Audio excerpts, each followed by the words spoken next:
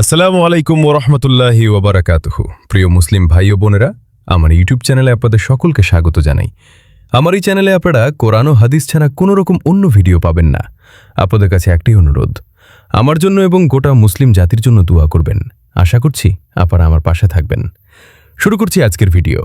ইতিহাসের পাতায় এমন কিছু রাত আছে যেগুলো শুধু সময় নয়, মানুষের ঈমানকে বদলে দেয়। শবে মেরাজ এমনই এক অলৌকিক রাত।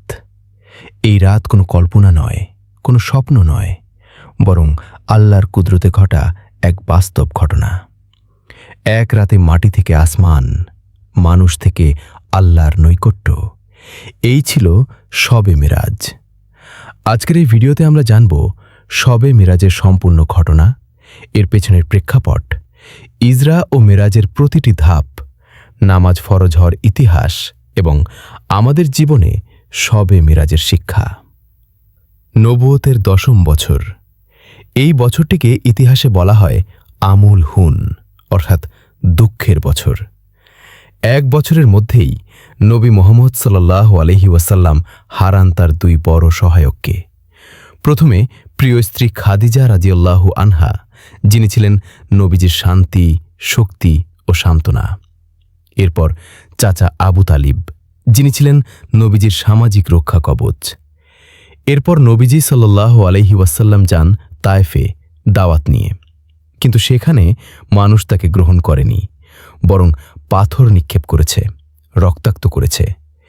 এই কঠিন সময়ে নবীজি সাল্লাল্লাহু আলাইহি ওয়াসাল্লাম বলেছিলেন, হে আল্লাহ, আমি তোমার কাছেই আমার দুর্বলতার কথা বলছি। মানুষের সব দরজা যখন বন্ধ হয়ে যায়, ঠিক তখনই আল্লাহ খুলে দেন আসমানের দরজা। এক গভীর রাত, নবীজি সাল্লাল্লাহু আলাইহি ওয়াসাল্লাম বিশ্রামে ছিলেন। হঠাৎ জিব্রাইল আলাইহিসসালাম আল্লাহর আদেশ নিয়ে আগমন করলেন। নবীজি সাল্লাল্লাহু আলাইহি ওয়াসাল্লামকে এই মহান সফরের জন্য প্রস্তুত করা হলো। এটা কোনো স্বপ্ন ছিল না, এটা ছিল জাগ্রত অবস্থায় আল্লাহর কুদরতে সংঘটিত এক অলৌকিক সফর। এই সফরের দুইটি অংশ, একটি হলো ইজরা, আরেকটি হলো মেরাজ। ইজরা মানে রাতের সফর। এই সফরে নবীজি সাল্লাল্লাহু আলাইহি ওয়াসাল্লামকে নিয়ে যাওয়া হয় মসজিদুল হারাম থেকে মসজিদুল আকসায়। বাহন ছিল বোরাক, এক অলৌকিক প্রাণী যার গতি চোখের পলকের মতো। পথে নবীজি সাল্লাল্লাহু আলাইহি ওয়াসাল্লামকে বিভিন্ন নিদর্শন দেখানো হয়। ভবিষ্যৎ উম্মতের অবস্থা, ভালো ও মন্দের পরিণতি। বাইতুল মুকাদ্দাসে পৌঁছে নবীজি সাল্লাল্লাহু আলাইহি ওয়াসাল্লাম সব নবীর ইমামতি করেন। এটা প্রমাণ করে তিনি শেষ নবী এবং সব নবীর নেতা। ইশরা শেষ হলে শুরু হয় মেরাজ, আসমানের দিকে যাত্রা। প্রথম আসমানে নবী আদম আলাইহিসসালাম, দ্বিতীয় আসমানে নবী ঈসা ও ইয়াহিয়া আলাইহিসসালাম, তৃতীয় আসমানে নবী ইউসুফ আলাইহিসসালাম, চতুর্থ আসমানে নবী ইদ্রিস আলাইহিসসালাম, পঞ্চম আসমানে নবী হারুন আলাইহিসসালাম, ষষ্ঠ আসমানে নবী মুসা আলাইহিসসালাম, সপ্তম আসমানে নবী ইব্রাহিম আলাইহিসসালাম। প্রতিটি আসমানে সম্মান, স্বাগত আর দোয়া। এরপর নবীজি সাল্লাল্লাহু আলাইহি ওয়াসাল্লাম পৌঁছান এক এমন স্থানে যেখানে ফেরেশতারাও আর এগোতে পারে না। এই স্থানের নাম সিদরাতুল মুনতাহা। এখানে কলম থেমে যায়, বুদ্ধি থেমে যায়, আর শুরু হয় আল্লাহর নৈকট্য। নবীজি সাল্লাল্লাহু আলাইহি ওয়াসাল্লাম এমন সম্মান লাভ করেন যা কোনো সৃষ্টি পায়নি। এই স্থানেই আল্লাহ সরাসরি তার প্রিয় বান্দার সঙ্গে কথা বলেন।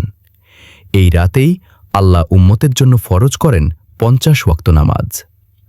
নবী মুসা আলাইহিসসালাম পরামর্শ দেন, উম্মতের জন্য এটা কঠিন হবে। বারবার ফিরে গিয়ে নবীজি সাল্লাল্লাহু আলাইহি ওয়াসাল্লাম অনুরোধ করেন। শেষ পর্যন্ত আল্লাহ নির্ধারণ করেন দিনে 5 ওয়াক্ত নামাজ, কিন্তু সওয়াব থাকবে 50 ওয়াক্তের।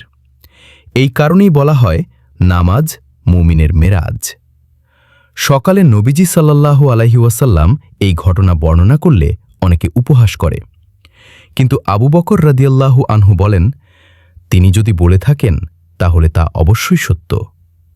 এই বিশ্বাসের কারণেই তিনি হন সিদ্দিক।